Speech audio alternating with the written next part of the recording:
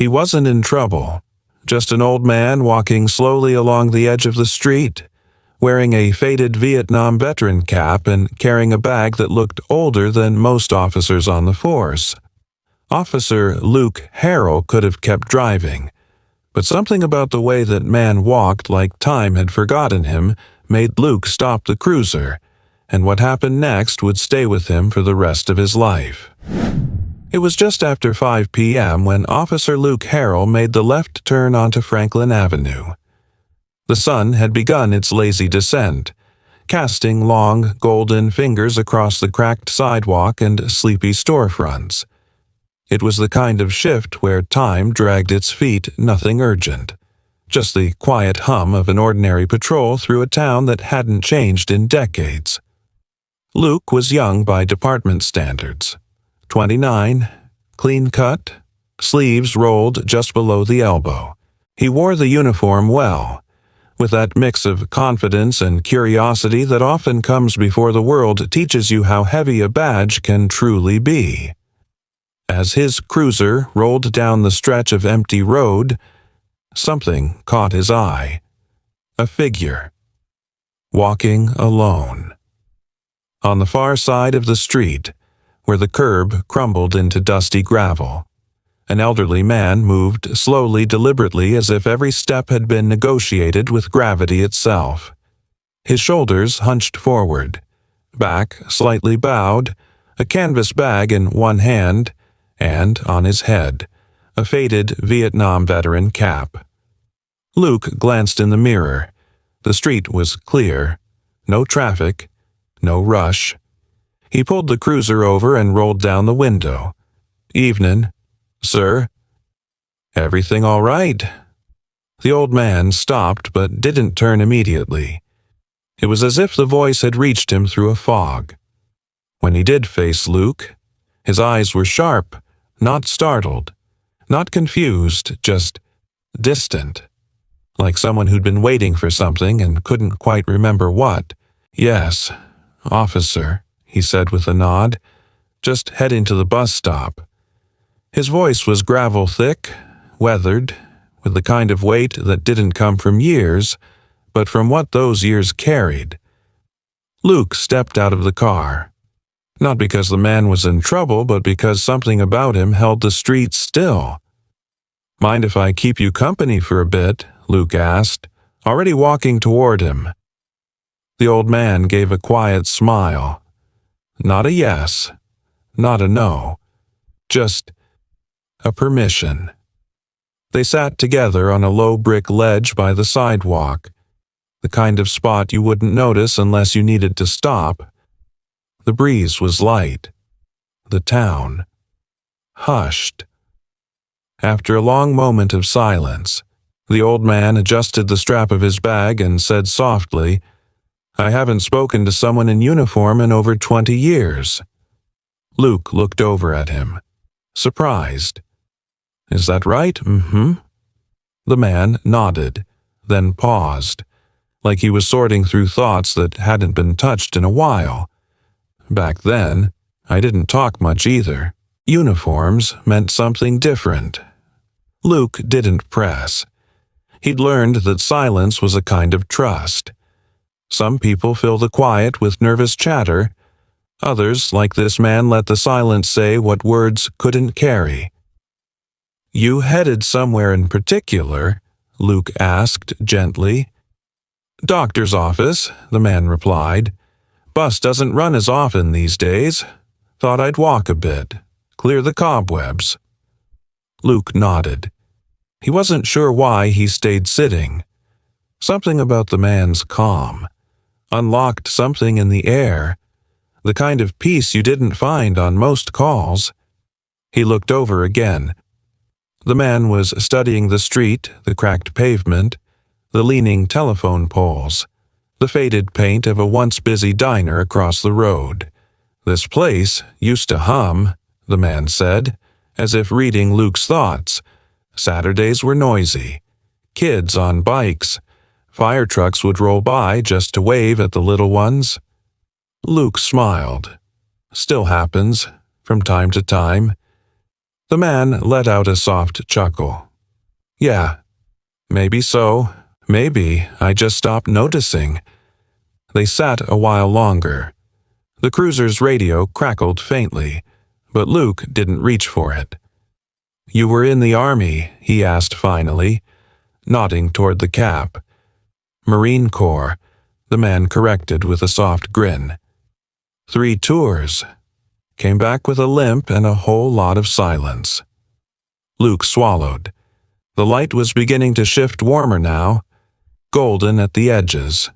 That slow descent into the kind of evening that makes you remember things you thought you'd buried. My brother served, Luke said quietly. I used to watch him polish his boots before deployment. I thought he was the strongest man in the world. The old man glanced over. Where's he now? Passed, Luke said simply. A few years back.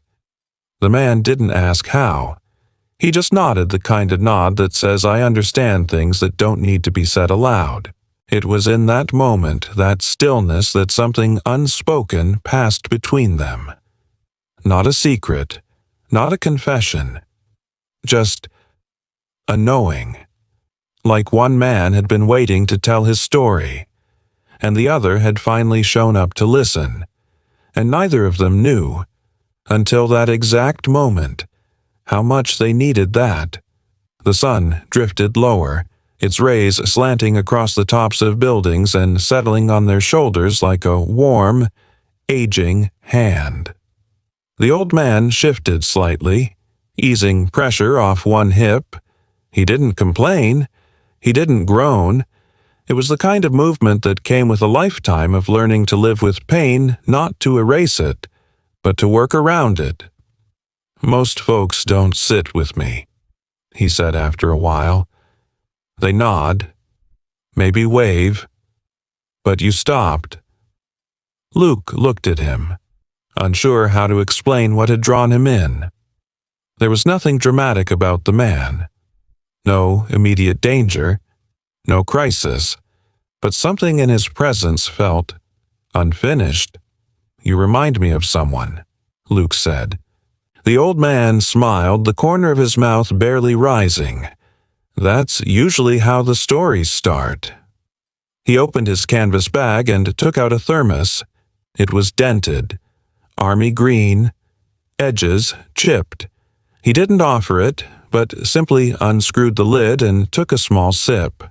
The way he held it like a relic told Luke it had been through more than either of them could say aloud. You said 3 tours, Luke asked, careful not to push. The man nodded. 67 to 70. Fubai, Keisan, a place near Hue I still see in dreams.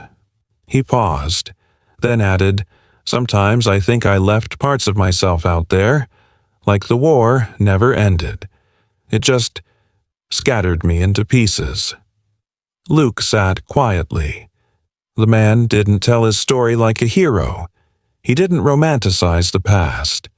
He spoke in short, careful sentences, each one weighed before it left his lips, like he didn't want to burden the air with too much truth at once.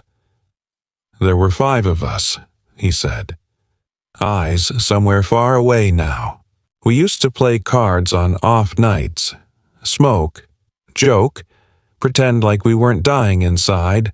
One night, it rained so hard we thought the whole jungle would wash away, but the VC didn't care. Mortars came in anyway, ripped through the tent. He blinked. When the dust settled, I was the only one left breathing.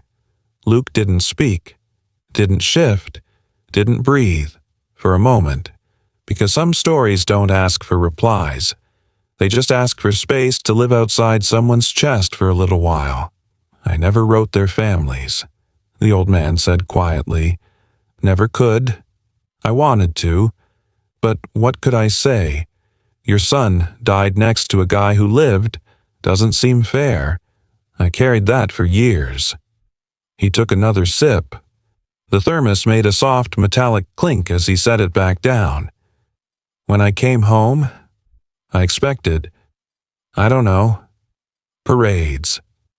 Maybe. A handshake. Something. But people wouldn't look me in the eye. He chuckled once sharp, dry, called us baby killers. Protesters spat at my boots while I stood in line for a job I didn't get. I remember thinking, I survived the war, but I might not survive the country. Luke felt something tighten in his chest. The man wasn't bitter. That's what stunned him most. He wasn't angry. He wasn't looking for sympathy. He was just telling the truth. "You have kids?" Luke asked. "Had a son," the man answered. "We don't talk much now. Haven't in years." He got tired of the silence. Said I never smiled. Said I was always somewhere else. He's not wrong. Luke looked down at his boots. "I didn't talk to my dad for 6 years. He said, now he's gone. And I still rehearse what I should have said to him." The veteran didn't flinch. He just nodded slowly as if pain, when spoken aloud, became a kind of shared language. "Sometimes," the man said, "we survive the hardest parts, only to get lost afterward. The battlefield ends, but the war doesn't leave you. It just follows quietly." He leaned forward, rubbing his hands together. People think the worst thing about war is death. It's not. It's coming back alive and not knowing how to be alive anymore. Luke felt it, the invisible weight this man had been carrying all these years. Not just grief, not just trauma, but emptiness. And the worst part of emptiness is that no one sees it but you. The sky had dimmed to a soft indigo. The streetlights flickered on, one by one. A dog barked somewhere in the distance. Cars passed, unaware. "I used to sit on my porch," the man continued, "just waiting for someone to knock. A friend, my son, hell, even a salesman. Just someone to say, 'Hey, I see you.'" He looked over at Luke again. "You're the first one who stopped." Luke swallowed hard. Sometimes we stop for reasons we don't fully understand. The old man nodded. "That's all right. You don't need to understand. You just need to sit long enough for someone like me to believe. Maybe we weren't invisible after all." And in that moment, Luke knew this wasn't just a conversation. It was confession. It was closure. It was church without the walls. For a while, neither of them spoke. The old man watched the dusk settle like ash over the town. Luke stared at his own hands, fingers interlocked, the knuckles tense. Somewhere down the block, a screen door slammed, and a porch light blinked on. Life continued, indifferent to the quiet between them. Finally, Luke exhaled. "You said you had a son," he murmured. The man nodded. "Still do. Somewhere. Think you'll ever talk again?" The man didn't answer right away. His lips parted slightly, then closed again as if the answer was fragile, and saying it too fast might break it. "I don't know," he said at last. Maybe the silence became easier than the truth. Luke looked over, and for the first time that evening, the young cop wasn't the one listening. He was the one aching to speak. "Can I tell you something?" Luke asked. The old man raised an eyebrow and gave the gentlest of nods. "My dad served in Desert Storm," Luke began. "He wasn't in for long, just a few years, but when he came back, he wasn't the same. At first, I didn't understand it. I was a kid. He'd sit in his chair for hours, didn't like fireworks, never smiled in photos. But then, he started drinking. He got mean. Not violent, just cold, like everything inside him froze. The old man said nothing.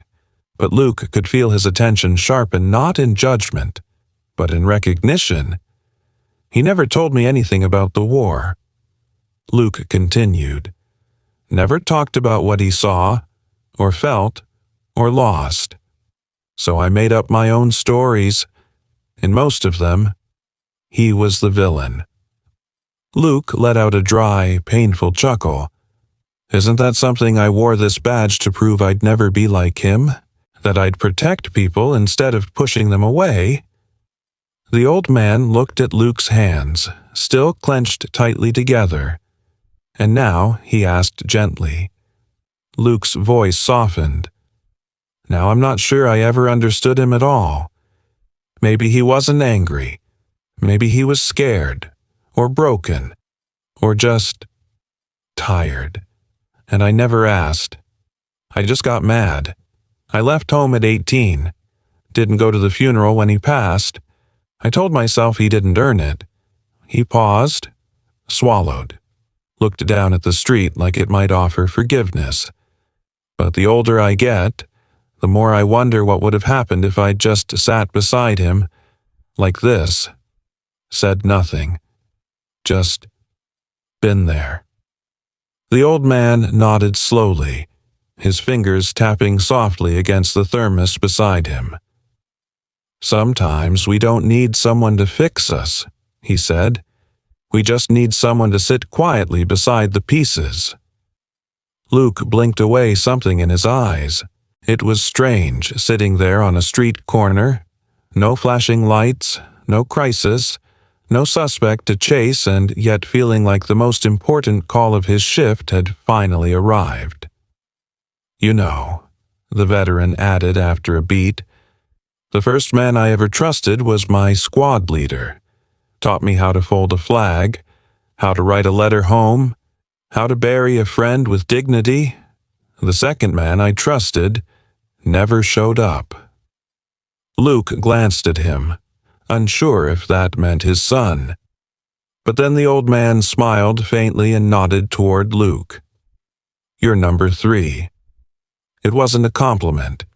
It was something more sacred, a kind of passing of a torch, not with ceremony or applause, but with quiet presence. Why today? Luke asked. Why now? Why open up? The old man looked out over the street, where the last of the day's light was fading, because something in me knew you wouldn't run away from the hard parts. Most people are afraid of pain, especially when it's not their own. But you stayed. Luke sat with that. Let it sink deep. Let it settle between his ribs. Because the truth was he had been running. Not from danger, but from ghosts. The kind that wore his father's face. And tonight, for the first time, he wasn't running. He was listening. And in doing so, he was finally beginning to heal. The bus arrived without a sound. Its headlights swept softly across the sidewalk, stretching long shadows behind the 2 figures sitting quietly side by side. The bus hissed gently as it came to a stop, not urgent, not impatient, just another part of the world moving on. The old man stood slowly, hand pressing against one knee to brace himself. Luke rose with him. Well, the man said, brushing invisible dust from his sleeve, time to let the bus do its job. He chuckled softly, but Luke didn't laugh. Can I give you a ride instead? Luke asked. I'm off duty in 20 minutes. I'd be glad to. The old man shook his head.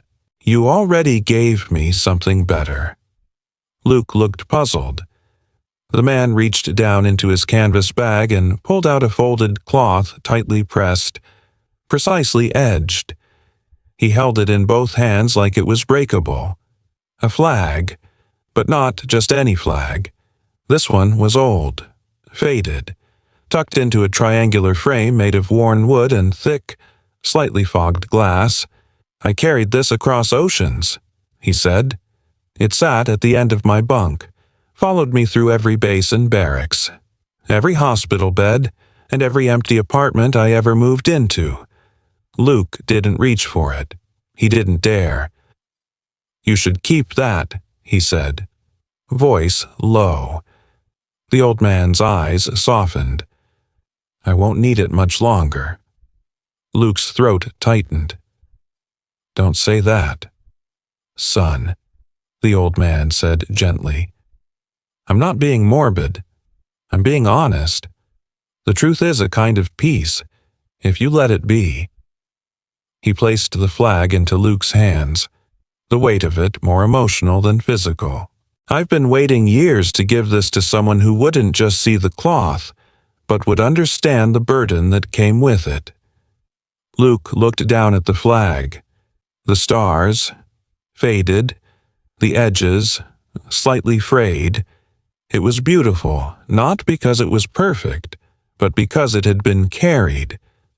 "What am I supposed to do with this?" Luke asked, eyes still on the frame. "Whatever makes you remember tonight," the man said, "that you listened, that you didn't look away." The bus door opened with a gentle hiss. Its interior glowed dimly yellow light spilling onto the street like the last breath of day. "I never caught your name," Luke said suddenly, realizing. The old man smiled. "Most don't ask." He extended a hand. "Franklin D. Monroe." Luke shook it. It was firm, warm, and just slightly trembling, not from weakness, but from the sheer act of letting go. "Officer Luke Harrell." Luke replied. They didn't say goodbye. They didn't need to. Franklin stepped onto the bus with effort, nodding once more before disappearing behind the tinted glass. The driver gave a short wave, the kind reserved for solemn moments, and eased the bus away from the curb. Luke stood there, flag in hand, watching until the red taillights faded into the distance. He didn't move. Not for a long time. Back in the cruiser, the radio was crackling again. Another call, another ordinary problem in an ordinary town. But Luke didn't reach for it yet. He looked at the seat beside him, where the flag now rested, carefully secured against the dashboard. It seemed to change the color of everything: the car, the air, the man holding the wheel. Luke turned the key in the ignition, but didn't drive. Instead, he just sat. He thought about Franklin, about what it meant to carry pain so long you forget you're even doing it, about how easy it is to walk past someone and assume they're fine because they're quiet, and about how healing doesn't always come with loud moments or big gestures.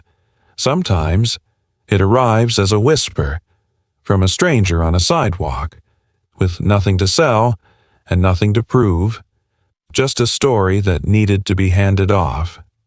And a flag. That night, Luke didn't go home right away. He drove to the edge of town, parked beside the old war memorial near the courthouse, the one most people didn't notice anymore.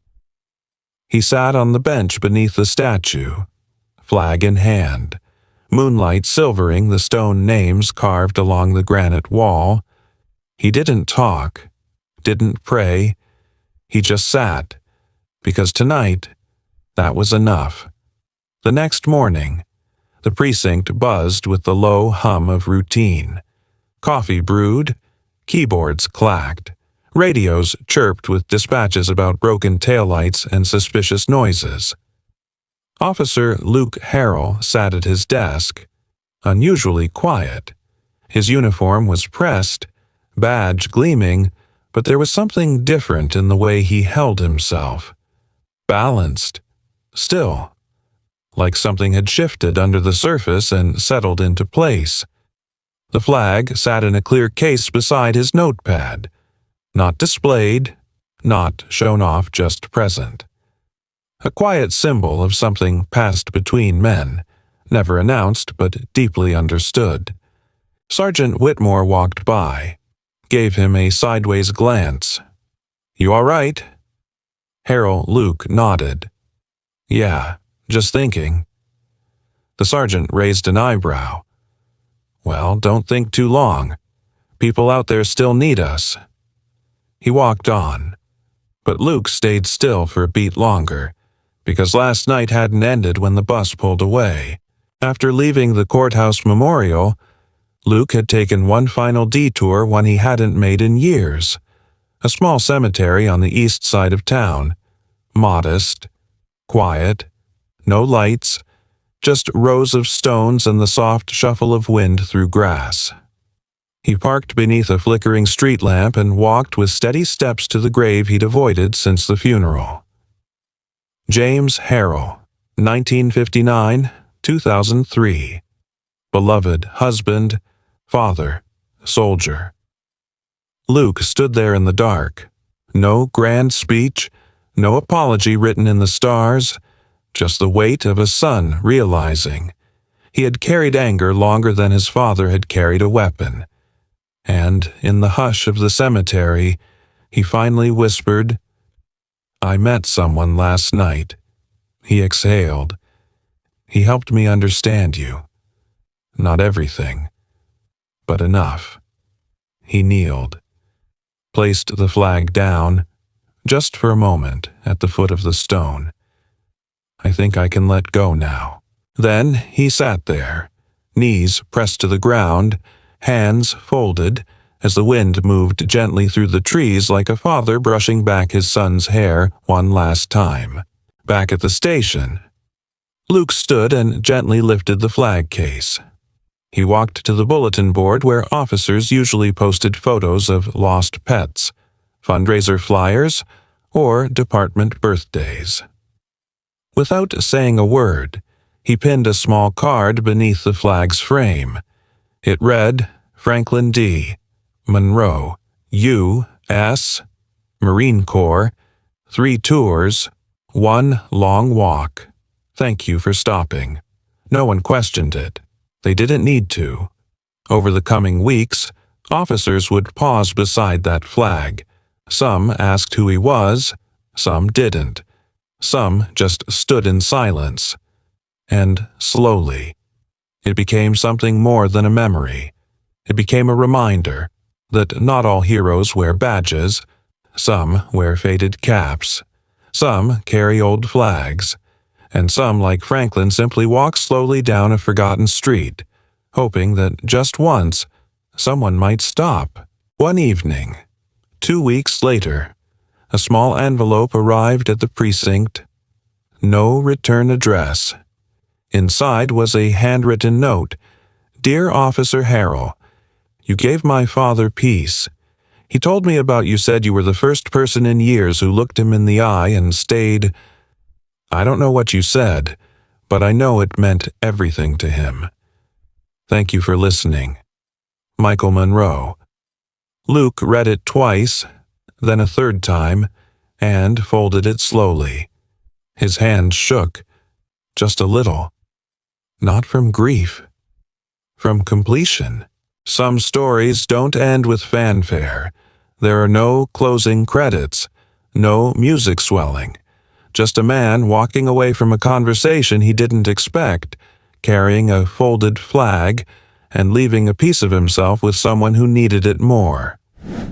You never know who you're sitting next to until you stop, look them in the eye, and stay. Sometimes the greatest service isn't what you do in uniform, it's what you do when you put the radio down and simply listen. And when you do, you might just find that the person you saved was yourself.